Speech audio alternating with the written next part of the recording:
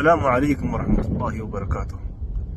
مر رجل أعرابي برجل أقرع الرأس أعمى العينين مشلول القدمين واليدين، فسمعه يقول: الحمد لله الذي عافاني وفضلني على كثير ممن خلق تفضيلا.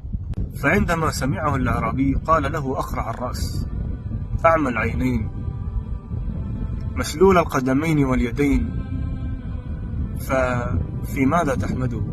قال له: ويحك، جعل لي لسانا ذاكرا وقلبا شاكرا وبدنا على البلاء صابرا. يقول أحد الصالحين: إذا أردت أن تعرف قدر نعم الله عليك فاغمض عينيك، يقصد أنك ستدرك نعمة البصر. يقول الله سبحانه وتعالى: يا أيها الناس اذكروا نعمة الله عليكم. فهل حمدت الله يا أخي على ما نعم الله عليك من سمع وبصر ولسان رطب ويدين تأخذ بهما وتعطي وقدمين تمشي بهما؟